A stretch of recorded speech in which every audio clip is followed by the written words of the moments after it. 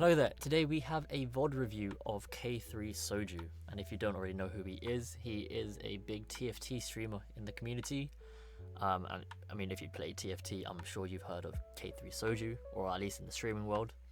And he will be playing one of the meta comps in the most recent patch 14.2, and that is the Slayer comp, which revolves around rerolling Vayne, Senna, and Jarvan, which is no surprise considering the Jarvan buffs. So yeah, let's just jump straight into it. If you're new to the channel and this is the first video you are watching, I just want to preface this by saying I am an EUS player and I generally play around the Masters level, and my rank currently is Emerald, still early doors, haven't played too many games, and yeah, I'm currently trying to do these VOD reviews to learn, but also to hopefully help other people out there, you know, come up and be better at TFT too. And I by no means I'm trying to claim that I'm a better player than anyone, or even a good player at that. I'm just trying to play better and show it to other people too. So yeah, here we go. So we can already see he starts off with the Vayne and he has a Shaco pair, already looking to play around Slayer. As you can see here, he's also got the champ dupe and he gets the Mundo. So he's possibly looking at the Shaco reroll and the Vayne. Well, he's got a second Vayne now actually. So there you go. He types in chat, he's already looking in Vayne. Which makes sense because, you know, playing the Shaco reroll comp, it's strong. However, it's less consistent, I'd say, because it does rely on you to hit early Shacos and snowball. Okay, so here we go. We've got power level. So I guess he looks at power leveling because he does have Anima squad, but I don't think Anima's in a good spot at the moment. But I guess it could buff Vayne, but I wouldn't really take it. He goes with investment strategy. Okay. I think it grants max health if we check that again. Let's need to gain 7 permanent max health. Yeah, so very strong augment with the comp, considering he will be re-rolling, so he'll be generally rolling above max interest to really utilize that augment. Okay, so here he is. He's taking a loss. I guess what he's looking for is looking to play into. I guess what he's doing is he's realizing he's probably not going to be streaking. He's just trying to make up as much gold as he can to get as much value out of the augment. Investment strategy, and yeah, that looks like what he's doing. Probably planning for a 3-2 roll down to stabilize the board while maximizing the amount of interest he gets. So here he is. Does he get the Viper? No, he chooses to still keep the econ going. Not surprised. Makes a lot of sense for him to do this. And he also gets prior on Carousel for the loss streak, prioritizing Glove. Interesting. I wonder why he's prioritizing Glove for this. I know for Vayne, I would have been looking to Rage Blade or Giant Slayer the Vayne, perhaps the Glove just for maybe flexibility, could build into frontline or backline, I guess, like an IE, or have like a frontline attack thing like a Hodge, or perhaps I guess he's got a QSS, but not really the greatest item on Zed if you're playing this. Okay, and we've got the chooses to split. Generally, whenever if I'm in a winning position, I always take split just so that I can grieve other players so that they can't get ahead. But I don't even know if that's true or not, to be honest. I just take it because I'm just like, screw anyone else who's trying to take that. I am going to take it. Okay, so here we are. We're going. Oh, unlucky. He goes against a Exotech player who's actually trying to lose, and he loses the loss streak. But honestly, it's not bad going into the next round because now he can try and spike now. Just getting through. I wonder if I can fast forward. Yeah, I can fast forward a bit. I can go past that. What did he get? He just got items. The bow for the Vayne. So he puts a QSS on Vayne. So potentially he's making I see what it is. So I guess he took the sword, not sword, he took the glove for potential Z item, I believe, and to also catch up to tempo for the lobby. Yes, okay, that makes sense. So here we go. Category 5 is not bad at all. Reactive shell, probably not taking a reactive shell. Like, surely category 5 is solid. Maybe not. Okay, Spirit Link. Okay, he opts for Spirit Link. Okay, so he's just got to continue.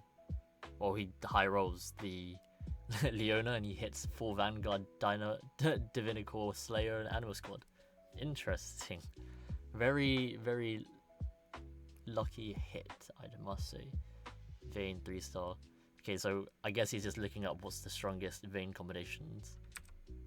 Or QSS. Oh no, maybe he's trying to prove prove it's solid. Perhaps it's for the stun. Not too sure. Maybe there is a stun somewhere.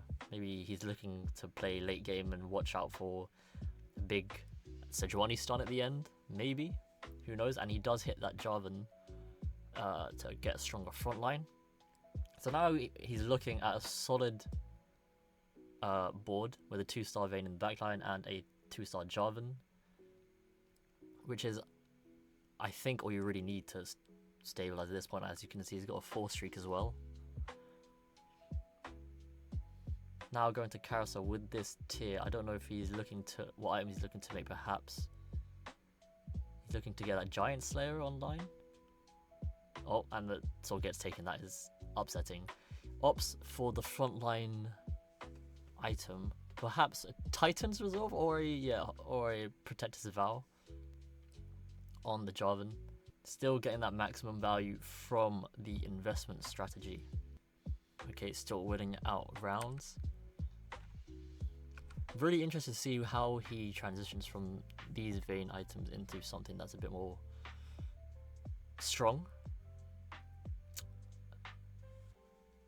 Looking at this board, it looks like he's just looking to fill out to his next position on his board with Zed going against the Exotech player here.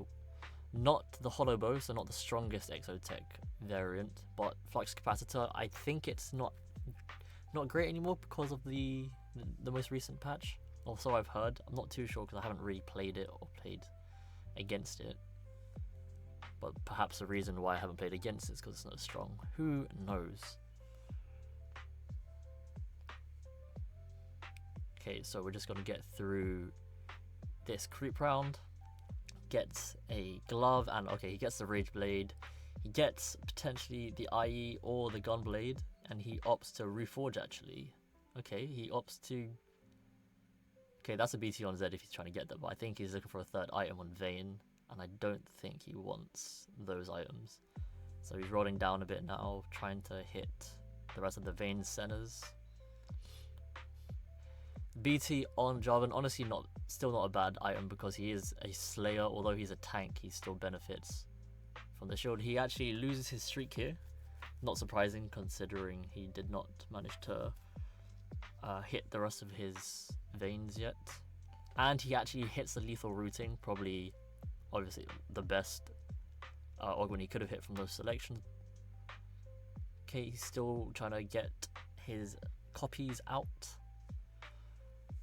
Oh, and someone has already hit the Zed, and someone's also contesting him on the Vayne, so it's looking a little rough, but still hittable. So yeah, let's just carry on watching through here. So actually he continues to lose that round, and he's just rolling down for the rest of his copies still. So if we just fast forward still, loses that round against the Exotech player. Actually, I think that's a Cypher player. Let's go back. Yeah, that looks like a cashed out Cypher with the Draven. So he's the person with the Zed. Looking for that bow for double Rage Blade, I'm assuming. Yep, he slams a double Rage Blade.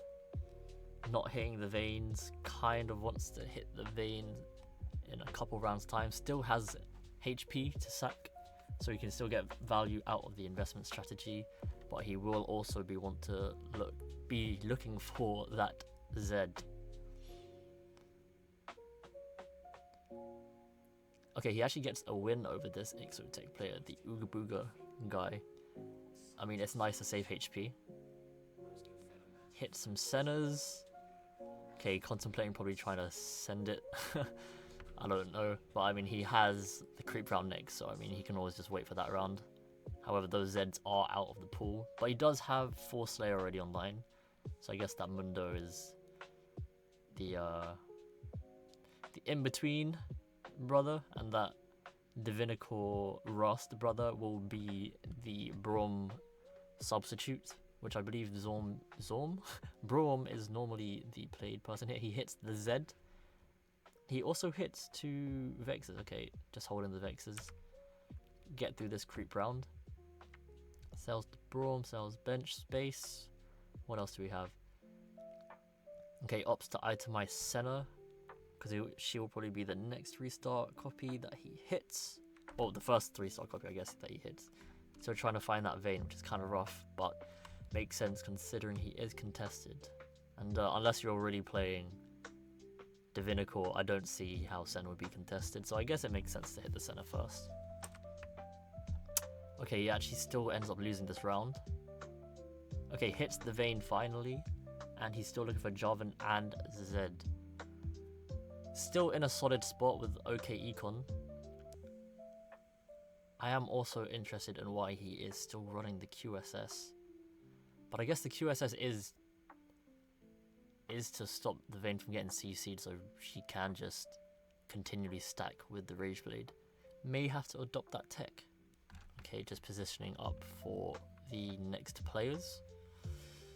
Okay, so what he sees the Draven, so he wants to not get hit by that Draven or get targeted by this Zed over here. As you know, the Zed, if you position Zed here, he will go to either the back corner here or directly in front of him. And generally, if you have a backline, because he goes to the furthest enemy, I think. Scouting, so we've got the Xayah opposite side. So you just kind of want to position Vayne on the opposite side, but at the same time, the Draven kind of is annoying, which is why Vayne's probably in that corner there and not in this corner. And he does actually go against the Draven and the Zed, but I think he will win this. Oh, by the skin of his teeth, he does not actually get it. Honestly, rush positioning probably was the best positioning possible. It was just unlucky to go against that Draven at that time. So we see him still scouting. Because at this point, it's literally just hit the rest of the Jarvans and then push levels and just try scout. Because you're realistically not hitting that Zed on 7. Unless you get really lucky, I mean, who knows, but there are 3 Zeds already out the pool that I've seen from the rest of the boards. Here we go, we've got the MF board with Nitro. He manages to actually win out this comp, not surprising. Also, he does have 2 lives left, so there was no real need to send it just yet. Here he's against another Exotech board, and he does get that dub, making this a top 4. We take that. We always take top 4s. So now the real only issues I can see, if we go back, really is this Draven board. Because obviously, well, he did lose to the Draven board. So hopefully he does hit the Jarvan in this roll down. Unlucky. Oh, he's actually holding Jarvans, that guy I saw. Oh, gets Jarvan from the orb. Big. And he hits the Jarvan 3. Now, yep, pushes levels to roll for that Z, hopefully. Yep, Giant Slayer for center. Yeah, moves it over to get the Giant Slayer on the Vayne. Or when did you get that other Giant Slayer for Vayne? I can't actually remember. I can't believe I missed that.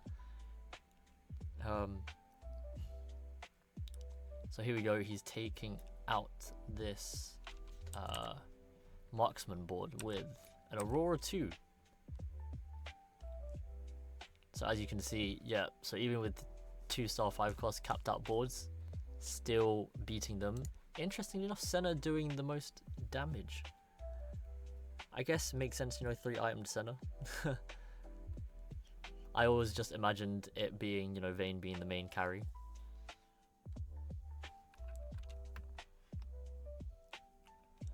Okay, positioning up for this Draven player. And he just puts in this little golden ox. And instead of rolling down for the Z2, he still opts to get the investment strategy value. Well, he's still winning, I guess. So I guess the whole idea is just to keep his board alive and tanky. Like, what's the point in really rolling for the Z2, I guess, if he has no items for Z? And he has a Senna 3 already as a secondary carry.